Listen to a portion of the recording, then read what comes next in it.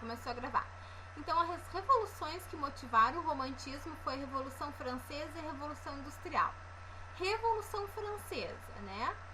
Os franceses estavam completamente descontentes com o governo do rei atual da França, porque ele estava muito envolvido numa guerra que não era deles, e ele financiava essa guerra dos Estados Unidos, né, contra os ingleses.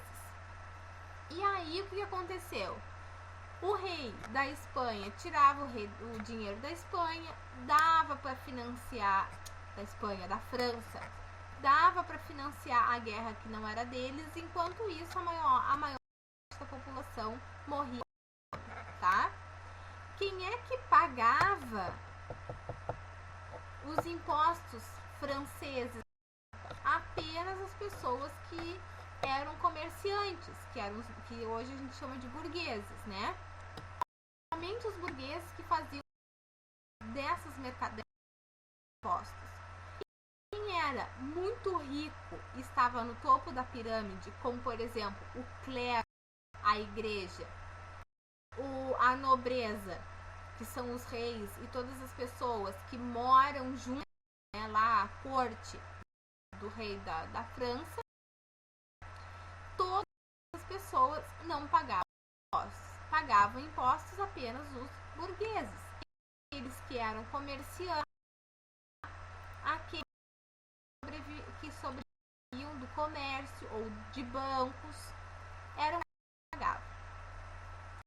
As pessoas tinham dinheiro a se manter ou mal se manter, né? Estas pessoas também não pagavam impostos, e isso dava mais de 90% da população. Então 90% da população da França também não pagava imposto. Então pega esses 90% das pessoas que não tinham condições, mais a porcentagem de pessoas que viviam junto com o rei, que viviam na corte, mais o clero. Isso dava quase 98% de pessoas sem pagar impostos. Então, todos os impostos eram divididos para 2% da população. Esses 2% da população tinham que pagar as despesas do rei, que não eram poucas, e mais financiar uma guerra que não era deles. Então, isso fez com que o povo francês se revoltasse e gerasse a Revolução Francesa, tá? Outro motivo para haver a Revolução Francesa: a falta de modernização no país. Por que isso era um motivo de revolta? Porque surgiu a Revolução Industrial. O que é a Revolução Industrial? Máquinas começaram a surgir, né? Em vez da mulherzinha lá levar 3 meses para fazer um cobertor, a máquina fazia 3 em um dia, tá? Então surgiu aí a Revolução Industrial, fábricas, tivemos surgimentos aí da eletricidade, tivemos o surgimento de carros, de bondes, né? Surgimento de telefone, trens. Então todos esses produtos, digamos assim, eles são originários da Revolução Industrial.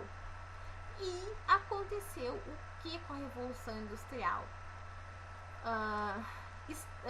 Trabalho escravo, sem condições nenhuma das pessoas trabalharem, né? Lucas, tu tá copiando o que eu tô escrevendo? Só te vejo com a mão na boca. Tá copiando? Eu tô falando aqui pra vocês que estão copiando, tá? Então, mulheres, né, trabalhavam aí de 12 a 14 horas. Crianças de 10 a 12 horas. E homens não tinham um horário de trabalho específico. Trabalhavam muito as pessoas nessa época, tá? Então, por que é super importante eu trazer este contexto histórico para vocês? Porque é a partir, tá, da Revolução Industrial é a partir desse descaso com a população, é a partir dessa falta de tato, sem essa falta de condições de trabalho, né, que acontece o romantismo, que vem essa escola literária com a intenção de trazer o sentimento do homem. Então o romantismo ele veio para trazer aquilo que estava esquecido no meio, que é o quê? O sentimento, tá? Que é o romantismo. Bom dia, Diogo.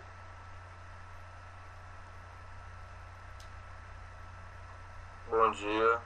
Diogo, tô fazendo o contexto histórico do romantismo, já falei bastante coisas aqui para teus colegas, então pega teu caderno, tua caneta e começa a copiar o que eu tô comentando aqui, tá?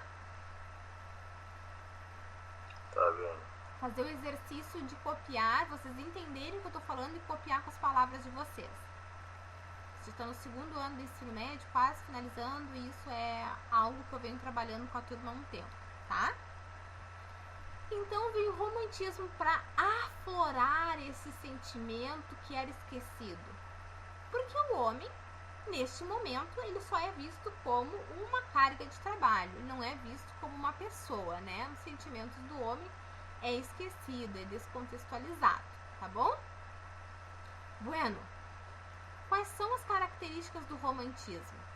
A primeira de todas que vocês não devem esquecer nunca na vidinha de vocês é o subjetivismo.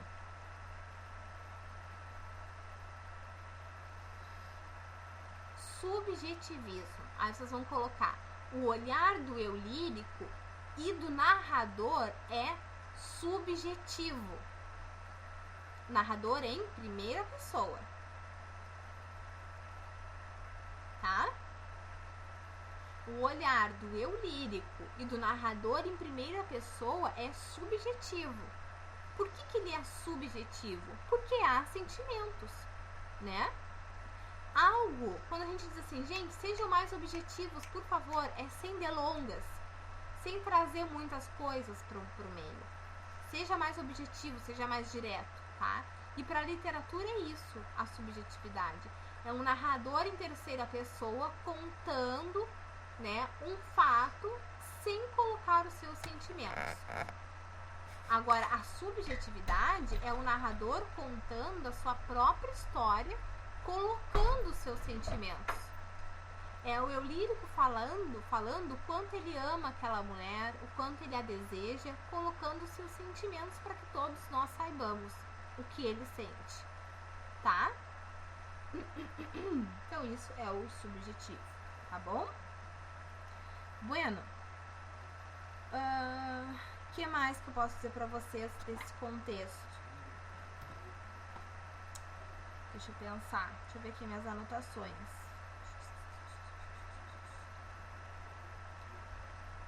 Ah, gente, tá, tem subjetivismo, né?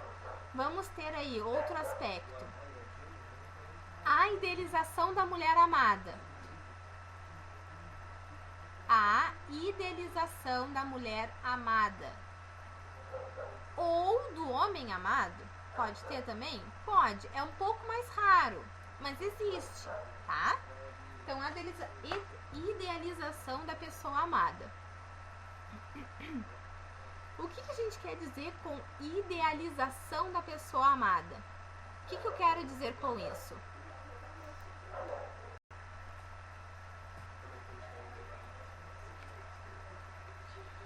Essa pessoa amada, essa idealização fica no campo da onde? Idealização vem da onde? Das ideias. Então a idealização dessa mulher ela fica no campo das ideias, né? O eu lírico o tempo inteiro ele quer aquela relação, ele deseja aquela relação e fica só no campo das ideias. Pode acontecer deles terem uma relação carnal ou uma relação afetiva? Sim, pode acontecer. Só que não vai terminar da forma como o eu lírico, como o narrador quer. tá? Não vai acontecer como eles querem. Então, gente, eu vou fazer com todas as minhas turmas de literatura isso, né? Então, eu quero que vocês busquem no YouTube, né, o audiolivro de Iracema. E eu quero que vocês escutem o audiolivro da Iracema, tá? Um exercício muito bom de fazer. Vocês vão no YouTube e vão escrever assim: audiolivro Iracema. Acharam o audiolivro? Que ótimo! Agora vocês vão no Google e vocês vão escrever assim: domínio público. Vão entrar lá no domínio público, vão escrever Iracema e vão baixar o livro da Iracema em PDF. Vocês vão escutar o livro e acompanhar ao mesmo tempo, tá? É um ótimo exercício para quem ainda não está acostumado a ler. Eu sei que a maioria de vocês aqui leem. A Manu Santos lê muito bem. A Ju tá sempre lendo. A Clarice, a Gabi estão sempre lendo. Vocês eu sei que sempre estão com um livrinho na mão, sempre lendo. Então vocês eu acredito que não tenham dificuldade de ler. Mas façam esse exercício de escutar e ler ao mesmo tempo, tá? Dicas sobre o livro não vou dar. Vai estar na prova de vocês. Vou pedir para vocês escreverem determinado aspecto que aconteceu na narrativa e que justifique uma parte do romantismo. Vocês vão ter que saber, tá? Tá bom? Então é para escutar e para ler ao mesmo tempo. Bueno. O que mais? Alguém quer fazer alguma pergunta? Perguntas? Não?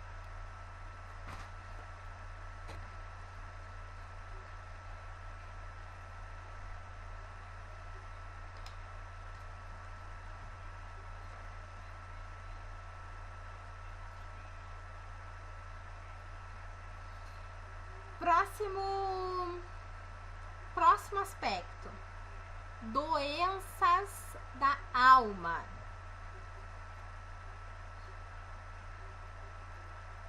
Doenças da alma. Quais podem ser as doenças da alma? Gente, sofrimento pelo amor, né? O que é as doenças pela alma? 2 pontos.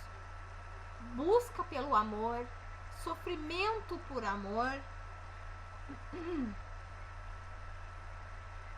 sentir-se triste por não estar com a pessoa que ama,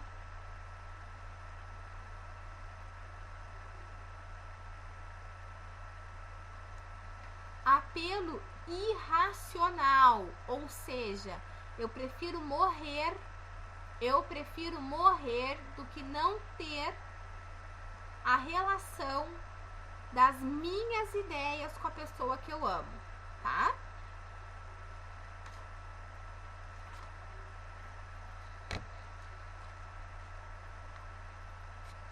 Tá bom? Depois, o que eu vou ter aqui no romantismo? Isso aqui é mais o romantismo europeu, que é onde surge primeiro. Tá? Eu quero que vocês coloquem como subtítulo S-P-E-I-N spleen. Deixa eu escrever no chat, peraí.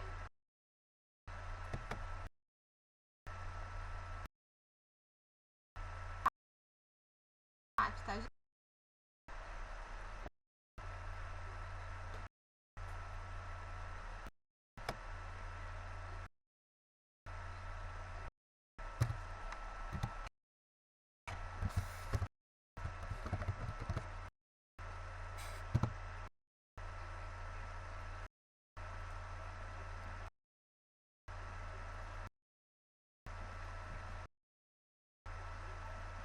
Gente, já escrevi, só tá. Spleen byroniano. Pronto, carregou. Tá? Esse spleen byroniano recebe esse nome por causa do Lord Byron, né? Lord Byron foi quem escreveu muito romantismo com uma pegada. Vamos lá, escrevam aí as características do spleen byroniano. Uma pegada pessimista, negativista,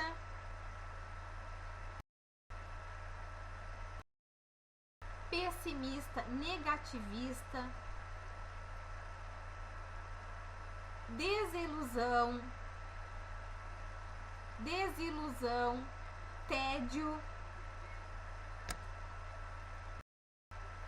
fuga da realidade, abre parênteses, nessa fuga da realidade,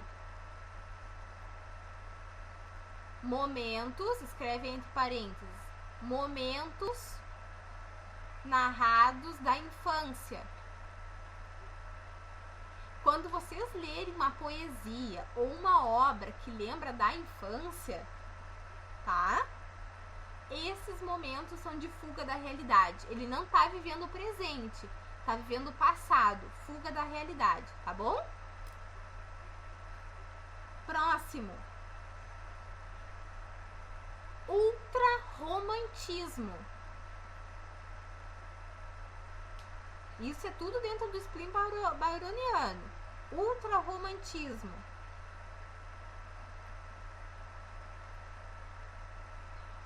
Tá? Idealização da infância.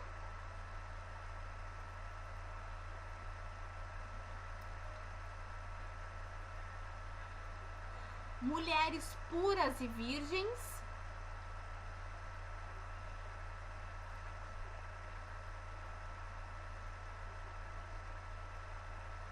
Exaltação da morte. Prefiro morrer do que não ter a mulher amada.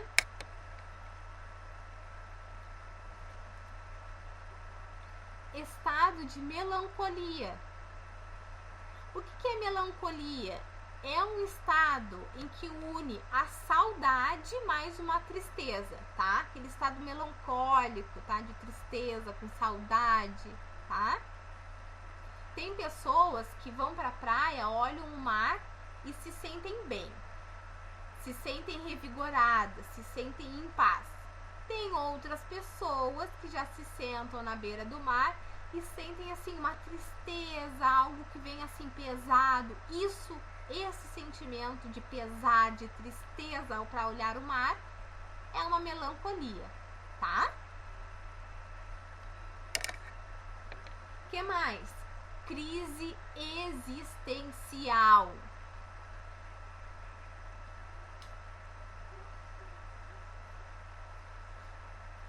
Crise existencial. O eu lírico, o narrador, não vai saber, nem quer mais saber da sua existência aqui na Terra. Por que eu tô vivendo aqui se eu não posso ter ela quem eu tanto amo, tá? Crise existencial, desânimo, isolamento. Crise existencial, desânimo, isolamento, angústia e tédio.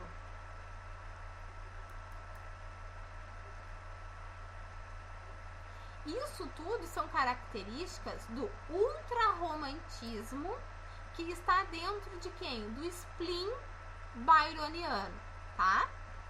Gente, outra coisa que o livro não traz aqui bem claro e que eu quero que vocês coloquem é o individualismo, tá? Eu não me importo de forma alguma, tá?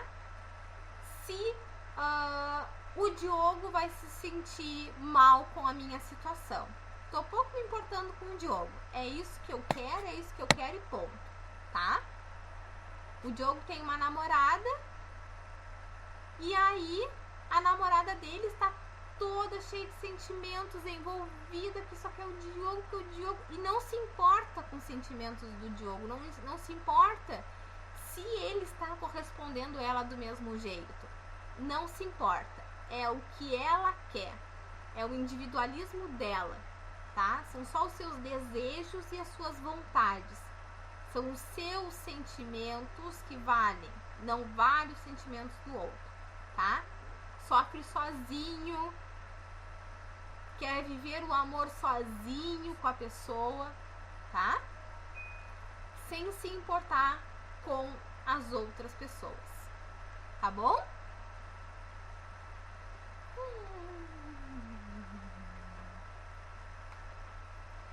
Agora eu quero que vocês botem aí uma outra obra para vocês pesquisarem. Os sofrimentos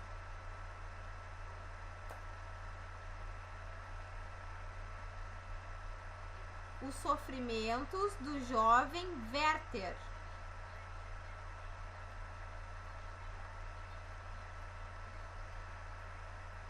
Werther é com W-E-R-T-H-E-R.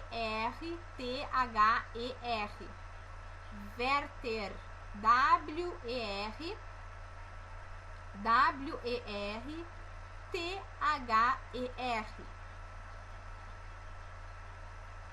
Já falei muito dos sofrimentos do jovem Werther, tá? Tem uma ação final do jovem Werther, tá? Que motiva uma sucessão de ações na realidade. Eu quero que vocês venham com essa ação do Werther já para a próxima aula para que a gente possa discutir, tá bom?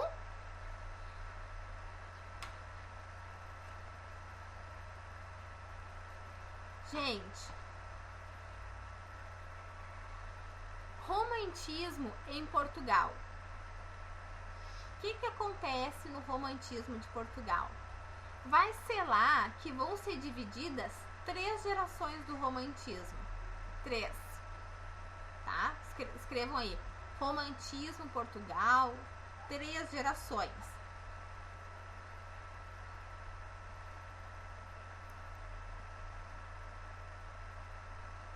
Primeira geração.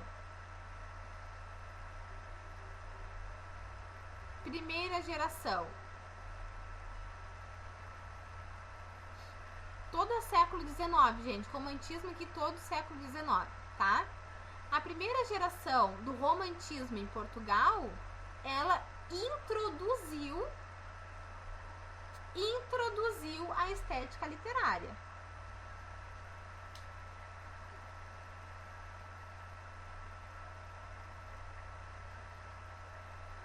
Tá? Romantismo esse que traz o amor pela mulher, a idealização da mulher amada, tá?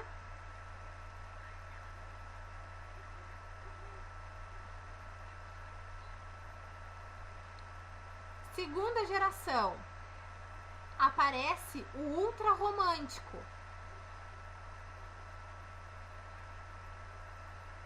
O ultra romântico é aquele, gente, que é negativo, é pessimismo, tá?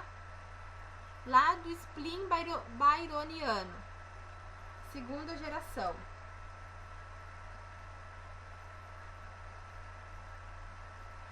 E outro aspecto da segunda geração, modernista não, ih meu Deus, tava dando modernismo antes de vocês.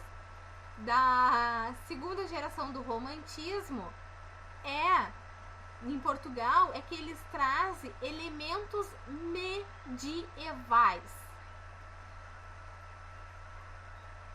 A questão do cavalheirismo, tá? Que eu tenho que me curvar quando a mulher amada for aparecer, que me ajoelhar ao chão quando a mulher amada passar, praticamente beijar um chão onde ela passou, tá? Ultra-romantismo, segunda geração, elementos medievais, tá bom? E a terceira geração nada mais é do que as últimas obras românticas e deixa a passagem para o realismo.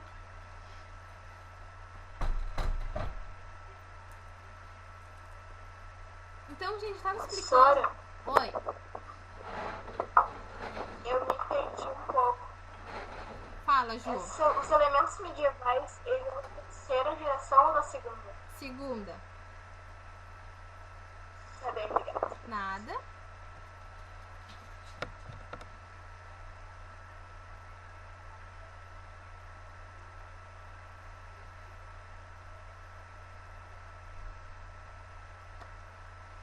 Terceira geração, Ju.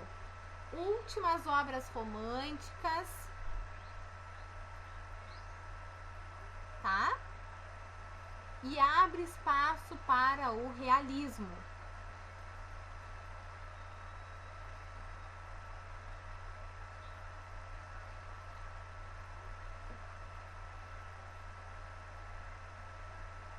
Tá bom?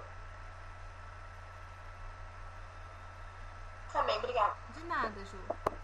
Gente, eu expliquei para os colegas de vocês do terceirão, porque eu acho que isso não fica muito claro para vocês. Mas todo escritor, ele se denomina como um escritor romântico, ele se denomina como um poeta Árcade, se denomina como um escritor do barroco, do realismo, do parnasianismo, tá? As épocas literárias, os estilos literários chegam, os escritores, eles já adotam aquele período literário, tá? Terceira geração do romantismo, ela marca bem isso, tá? Olha, gente, estamos anunciando aqui que teremos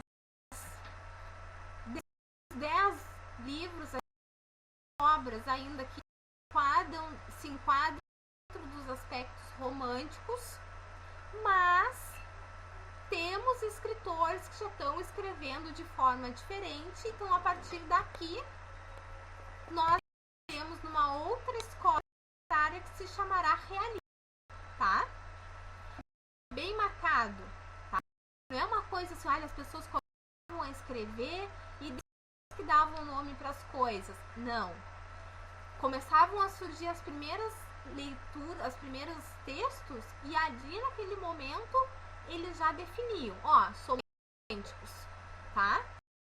Somos românticos para escrever sobre isso e queremos falar sobre nós românticos, mas não somos os românticos da primeira geração, nós somos a segunda geração, em que nós trazemos o ultra romântico, em que tem o pessimismo, né? Que é o spleen byronino. Aí vem os outros, olha, nós somos os últimos do romantismo, nós somos a terceira e última geração do romantismo, tá? É assim que acontece. E eu, Amanda, como profissional de letras, essa geração aqui pra mim praticamente não existe, tá? Porque não existe uma coisa que tu vai anunciar que tá acabando, ou acaba, entende? E aí acontecia muito assim, se a pessoa que queria escrever romantismo queria continuar escrevendo românticas, não era vista uma pessoa inteligente. Todo dá para o realismo, tá? Por isso que muitos acabavam se perdendo e acabavam morrendo pobres, né? Sem dinheiro, porque uma coisa se findava o romantismo, o realismo, que tu tinha que andar carruagem, tá, gente? Bom, agora vocês vão escrever aí, ó, romantismo no Brasil, primeira geração. Não, antes, peço desculpas. Antes tem literatura feminista. Feminista não, feminina, literatura feminina.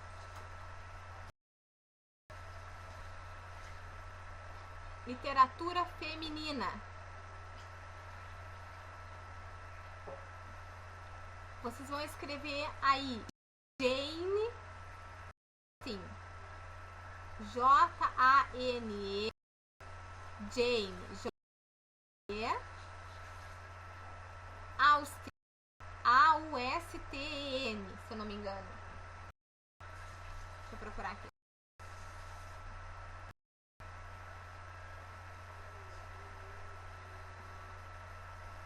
É, gente, tá certo.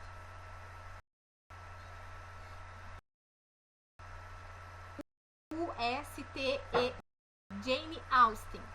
O que eu quero que vocês vejam? Tem um filme Jane Austen que se chama Orgulho e Preconceito. Mostra bem a personagem Elizabeth, a imagem de uma mulher que se opõe à cultura machista da época.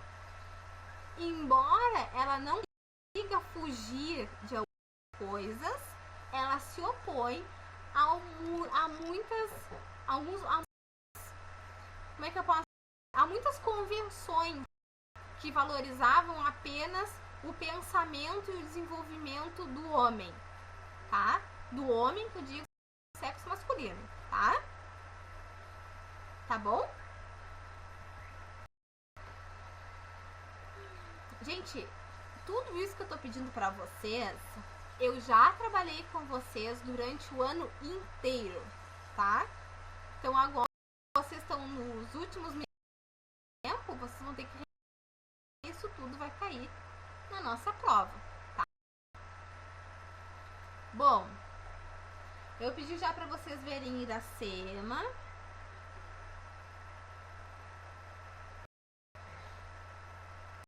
Sofrimentos, eu vou escrever aqui para não perder. E Orgulho e Preconceito. Orgulho e Preconceito é o romance que eu mais amo na vida. Ele é muito bom.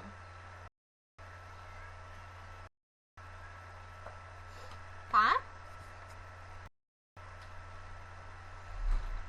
Agora, romantismo no Brasil. Agora é de verdade.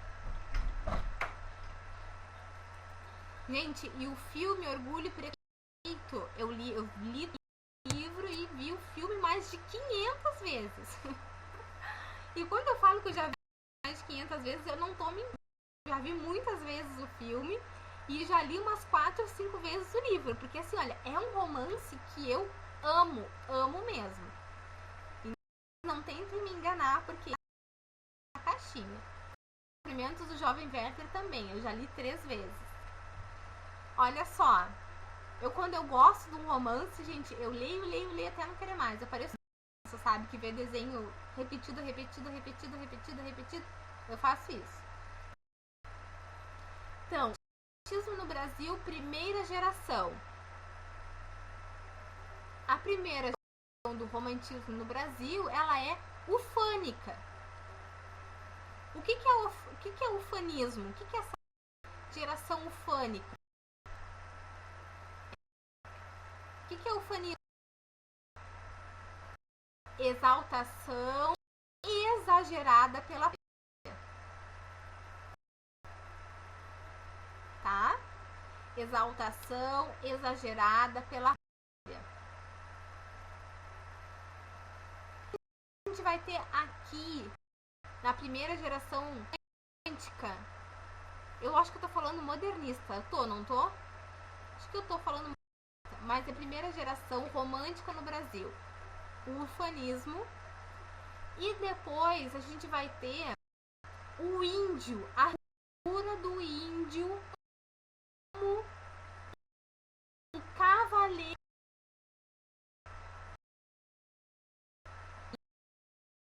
Índio, cavaleiro medieval. O que eu isso e vocês vão esse tópico de acho que é importante.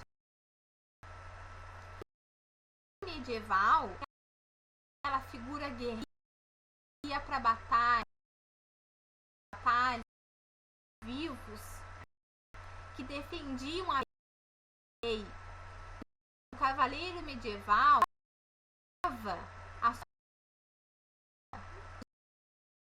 seus homens, ele não morria. Ele ia para a batalha, estava da batalha, sempre vivo, sempre forte.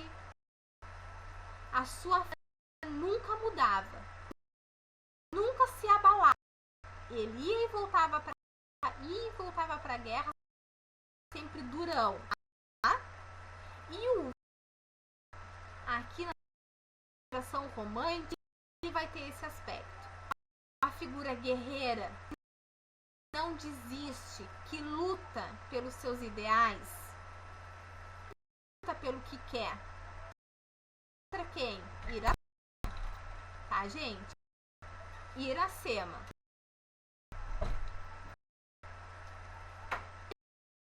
Iracema, ela é uma mulher que ela é guerreira, tem uma posição elevada onde mora, e mesmo assim não desiste do ideal dela.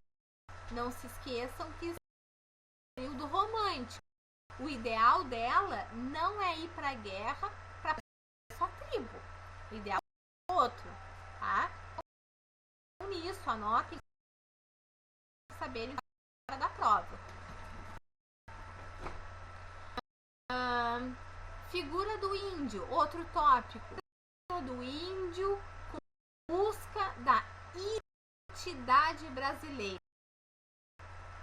Até então, tínhamos portugueses que vinham para o Brasil, vinham aqui no Brasil, que eram grandes brasileiros. Muitas consideram, né, a literatura brasileira, produções escritas em solo brasileiros por portugueses, né? Eu já falei para vocês no ano passado, pedi para vocês adotarem uma posição, né? Eu, como estudante de literatura, como profissional de literatura, tem solo brasileiros. Na época em que isso era escrito, nós ainda éramos colonizados, então existia ainda uma força muito colonizadora em ser colonizado, mas foi escrito aqui que é literatura brasileira, opinião de cada um. Bom, como eu sou muito radical nessa coisa de colonizador e colonizado, eu não considero, mas vocês fiquem muito à vontade para adotarem a posição que quiserem. Bueno, então figura de identidade nacional. Esse livro, outros como identidade nacional, que é o que? A mata, né? A mata, a fauna, a flora.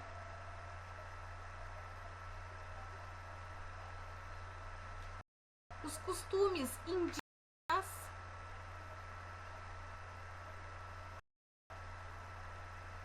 Tá?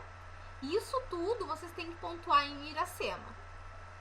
Costumes indígenas e outra coisa que existe aí no livro da Iracema e que às vezes é percebido e que é desconsiderado na maioria dos livros românticos no Brasil e que José de Alencar, que foi quem escreveu Iracema, ficou de forma sutil, muito bem colocada, é a questão da miscigenação brasileira. Tem Iracema a primeira miscigenação, tá? Vocês vão prestar atenção nisso. Mas na Iracema, vocês não esqueçam, um romance. O índio é tratado aí de forma romantizada. Não foi assim que aconteceu realmente, né? Que os nossos indígenas foram massacrados pelos portugueses. Até hoje são massacrados pela população branca, esquecidos pela população branca, né? Mas o romantismo é a mais mascarada questão do apagamento da figura indígena como é na realidade, tá? Se eu pegar uma foto, uma Iracema e colocar vocês e perguntar, essa imagem, ela é idealizada ou ela é real da Iracema? Idealizada, gente. Aquele índio é do campo das... Ele não é real, tá? Isso é uma coisa que vocês também precisam pontuar na hora de ler o livro da Iracema. Que a Iracema é romantizada. É um personagem do campo das ideias, tá? Tá bom?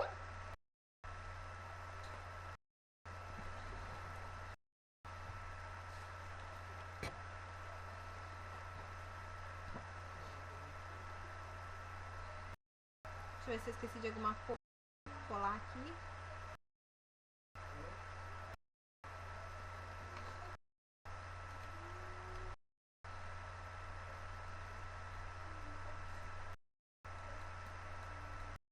exaltação da natureza, vou colocar aí, tá?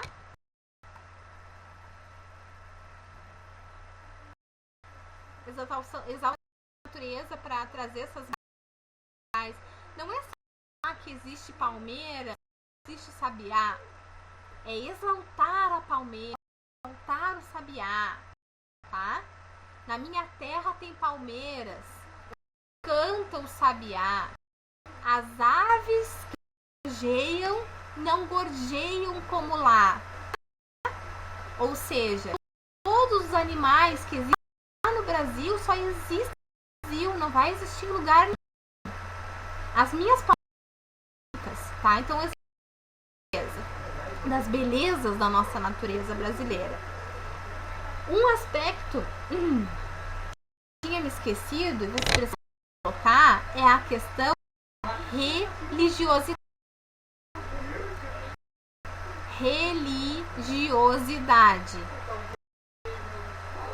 O que é isso, gente? Vai aparecer na primeira geração do modernismo o cristianismo. O cristianismo como religião dominante.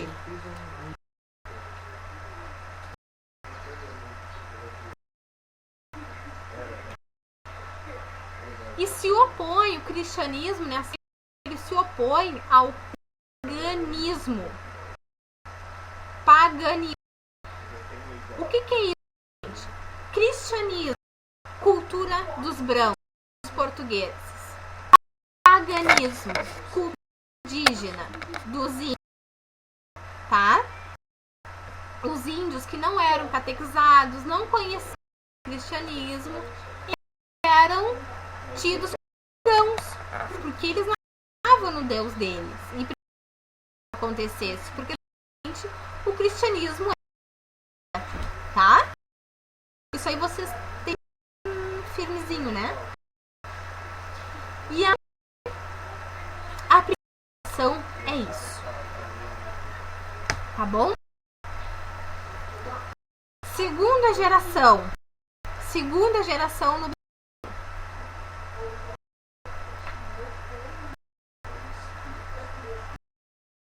A segunda geração também é subjetiva. A primeira, eu falei para vocês, mas a primeira geração brasileira, ela é subjetiva. A segunda geração também é subjetiva. Tá?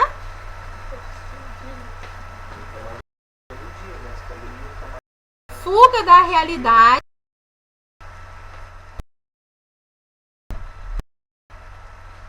Fuga da realidade. O spleen existe aqui.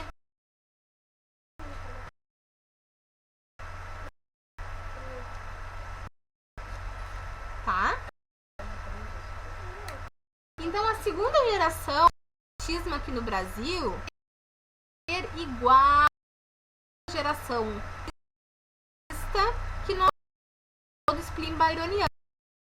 É exatamente aquele pessimismo, individualismo, tá? A figura romântica, ideia.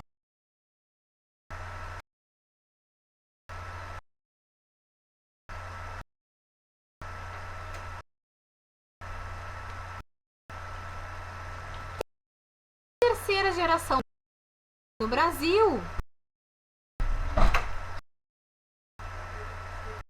melhor do que a da Europa. Por quê?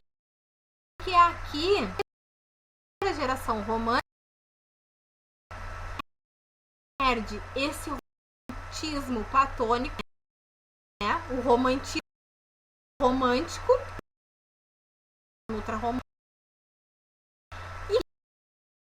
e problemas os problemas sociais, tá? Pois os problemas sociais eles só vão ser iniciados no pré-modernismo, no terceiro ano de ensino. se Deus quiser.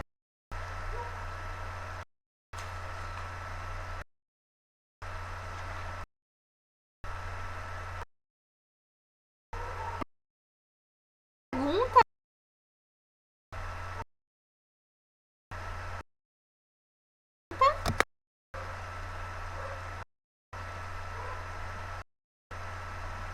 Não. Pergunta sobre nada? Tá tudo certo? Então tá, olha só. Ok pra Clarice. O Diogo não tinha colocado ok agora. Perguntar rapidinho.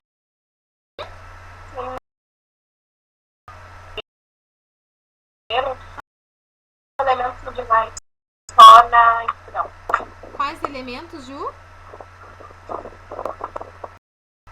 Elementos medievais. Não. Primeira geração. O índio, ele é um guerreiro medieval, né? Portugal é na segunda geração. O Brasil é na primeira geração.